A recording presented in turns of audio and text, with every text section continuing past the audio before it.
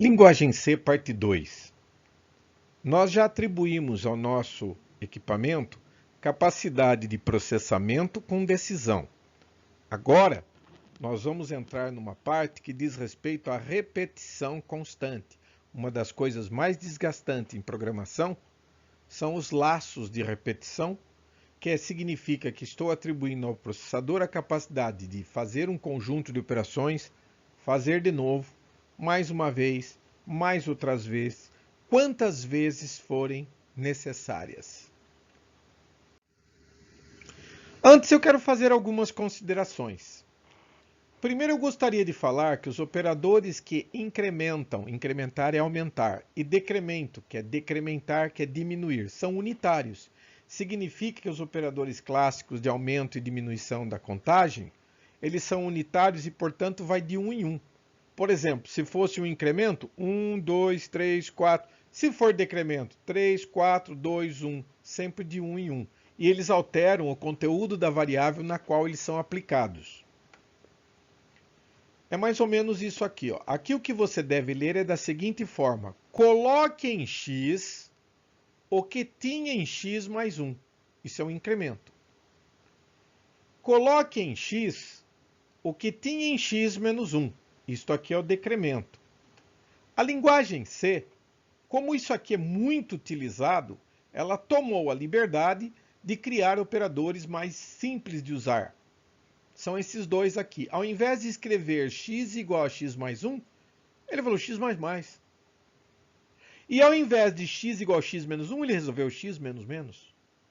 É isto que ele está fazendo. E o detalhe é respectivo.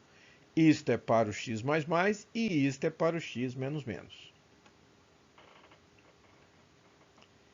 Existe uma característica que não faz parte do escopo do nosso curso, porque o C é uma linguagem muito complexa se você for adotar o estudo de alguns detalhes, porque ela é muito sofisticada.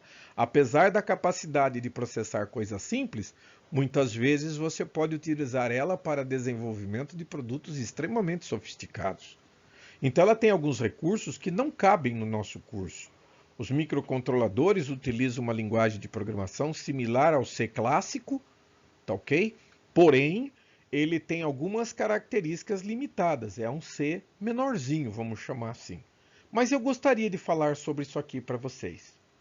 Os incrementos e decrementos podem ser pré ou pós-fixados. Aqui, ó, tá vendo essa configuração? Com licença. Aqui você está vendo esta configuração? Isso aqui é pós-incremento. Como que eu sei? Porque o mais mais está depois do x. Existe um outro operador chamado mais mais x.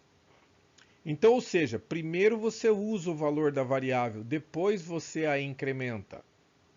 É meio complicado achar exemplos para mostrar isso, porque o uso é simples, a compreensão fica mais chata. Da mesma forma, nós temos os também ele é pós-fixado. É que nós temos o menos menos x. Primeiro você decrementa, depois você usa a variável. É difícil de entender, não fique triste. Gostaria de poder me estender um pouco mais nesse assunto, mas o tempo não me permite. Vamos aos laços de repetição. Exatamente. Eles lembram este movimento. Tecnicamente, isso aqui é chamado de loop. Desculpa pela letra, mas com a mão esquerda é fera. Loop ou laço é a mesma coisa. Componentes. O que precisa existir dentro dos códigos de um programa para que eu possa utilizar esses loops? Vocês vão perceber que existem elementos que são constantes. Vou mostrar. Primeiro, o valor inicial. Se você pretende fazer uma contagem, você tem que me dizer onde é que você começa. Você vai de 0 a 10? Você vai de 1 a 11, de 2 a 12 e assim sucessivamente? Tem que começar. Você pode começar no 0, pode começar no 1, pode começar onde você julgar interessante.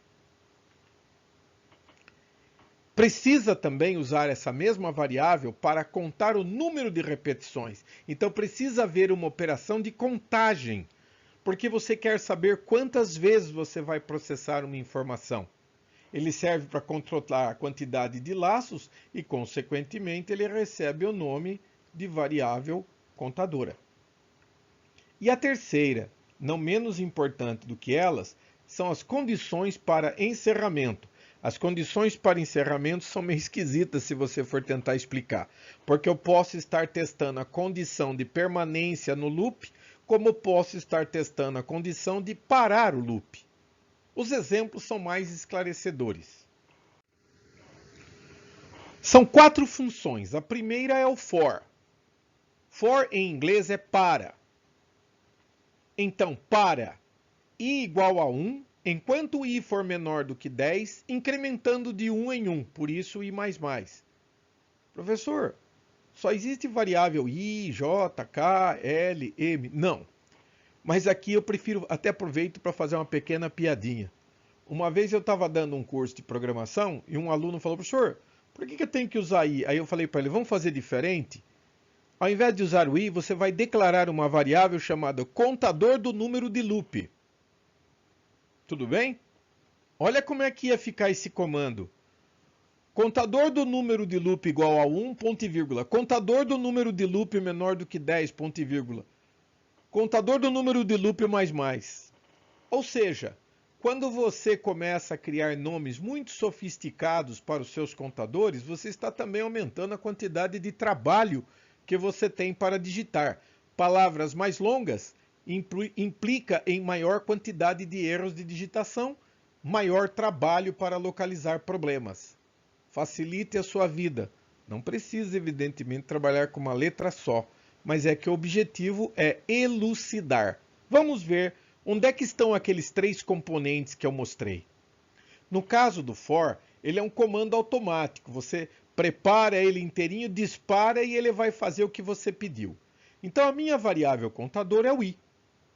A variável contador é o i. Eu tive que declarar lá em cima, por exemplo, int i, ou então byte i, ou então char i, o que eu quiser, mas um número inteiro. Professor, posso contar número quebrado? Olha, você me pegou. Mas do que eu aprendi na programação estruturada, no livro principalmente de programação estruturada com linguagem Pascal, que é o best-seller do Niklaus Wirth, que é o criador da linguagem Pascal, o for deve ser unitário, portanto tem um contador inteiro, e deve ser um número finito de vezes. Isso classifica a linguagem como estruturada, o que é exatamente o caso da linguagem C e de suas derivadas, Java, Python e entre outras. Muito bem. Então, veja que interessante. Aqui, nós estamos colocando o valor inicial. Então, observe que eu tenho ponto e vírgula separando. Vou até arriscar aqui em cima para você ver que o comando for precisa de 3 informações. Ele tem separadores de ponto e vírgula. Risquei no lugar errado, né? Ô, desgraça. Então, vamos lá. Mas é assim, ó. Este é o valor inicial. Isto daqui é a condição de permanência, enquanto i for menor do que 10. E, finalmente, o incremento. Como é que você quer acrescentar isso daqui? Isto, pessoal, diz o seguinte, o comando for, por definição, deve contar unitariamente. Qualquer outro tipo de alteração na estrutura está fugindo da programação estruturada. Do ponto de vista funcional, pode até funcionar, mas profissionais, quando olham um programa assim, eles olham com maus olhos. Não é para isso que a gente passa a vida ralando, tentando aprender a convencer os outros de que somos o profissional desejado. Então, evite fazer coisas que fujam do seu controle. Tudo bem? Unitário e finito.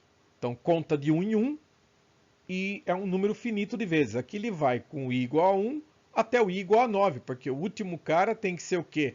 Menor do que 10. Quando ele for 9, ele vai executar mais uma vez todos os comandos que estão aqui. Ok? Mas quando for 10, 10 não é menor do que 10. 10 é igual a 10. Então, quando o i chegar em 10, ele prossegue para o próximo passo da lista. Função while é outro tipo de repetidor. Não esqueça que eu acabei de falar que a linguagem C possui 4 tipos de ferramentas para essa finalidade. Eu mostrei o for, que é automático. Então, por exemplo, eu poderia usar o for para fazer o número de vezes de tentativa de digitação de senha? Não. Por quê? Porque se eu disser que ele tem que fazer 3 vezes, ele vai fazer 3 vezes. Imagine a cena, acertei na primeira, ele me ignorou, acertei na segunda, ele me ignorou, errei na terceira, mas já acabei de completar a terceira e falou, você errou. Não é assim que funciona. Ou você tenta 3 vezes e erra, ou assim que você acerta, ele te libera.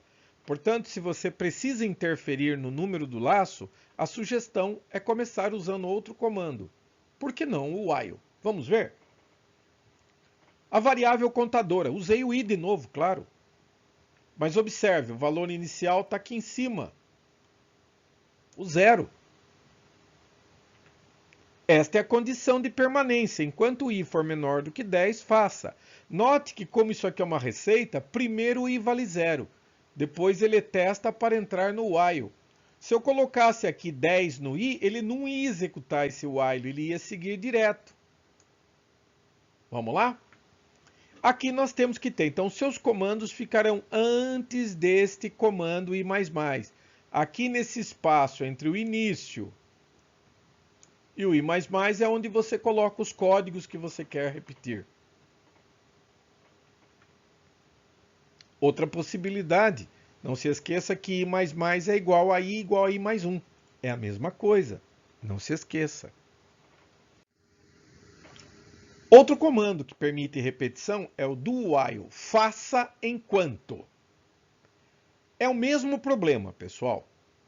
Eu preciso de uma variável contadora, eu escolhi uma variável chamada i, carreguei ele com 0 e estou testando a permanência dele aqui. Então, faça, todos os seus códigos ficarão aqui, incremento i, e enquanto i for menor do que 10, ele deve voltar aqui para o início do do e começar tudo outra vez. Ele vai repetir todos os seus comandos. Aqui nós fazemos a atualização do contador. Este contador tem uma característica interessante. Eu poderia trabalhar com um número quebrado ou utilizar isso para alguma outra finalidade. Aqui ele já não é tão radical. Entretanto, para fazer laços, a comparação é muito complicada se você não usar valores inteiros para fazer. Mesmo no while, mesmo no for, é um problema. Tem solução? Claro que tem. Mas não cabe neste curso. E finalmente o goto. Preste bem atenção no que eu vou falar. Goto é execrado no ambiente de programação. Execrado significa que ele não é bem visto, ele não é bem quisto. Por que isto acontece? Então, pessoal, o problema com o goto é que durante a transição no início da informática, algumas linguagens, quando o cara se enforcava no meio do código de muitas páginas de instrução, ele dava goto para algum lugar e resolvia o problema dele. Isso começou a criar um negócio que tecnicamente é chamado de balbúrdia, que é uma maneira confusa de programar. Fica difícil para você organizar seu programa. Se você, autor, já tem dificuldade, imagine se você morre atropelado, aquele operador que vai ocupar o seu lugar. Não vai conseguir resolver o problema. As empresas não têm mais esta visão e eles querem profissionais mais organizados. Então o goto é execrado. Mas aqui eu vou mostrar uma aplicação dele como repetidor que é muito boa. Prestem atenção. A variável contadora continua no mesmo lugar. Ela tem um valor inicial. Tem uma condição de permanência para ser analisada e um atualizador. Os seus códigos ficarão neste intervalo aqui antes do i++. Por quê? Você faz tudo o que você tem que fazer, incrementa o i e aí vem o if. Se o i for menor do que 10, vá para oi. Foi para oi. Repete tudo de novo, incrementa o i e mais uma vez ele vai perguntar: ele já é menor do que 10? Não, então volta para oi, executa tudo novamente. Até que em uma determinada hora ele vai acabar e ele segue o caminho dele no código de programação. O nome que se dá para este elemento daqui, ó, este cara daqui e este outro cara daqui é label. Label em inglês é etiqueta. Quero que você observe que o O aqui é maiúsculo e aqui também, e o I é minúsculo aqui também. Se os dois não forem absolutamente idênticos, o compilador se recusa a montar o código. Característica do C. Muito obrigado, pessoal. A gente se vê na próxima, onde vamos continuar o nosso trabalho.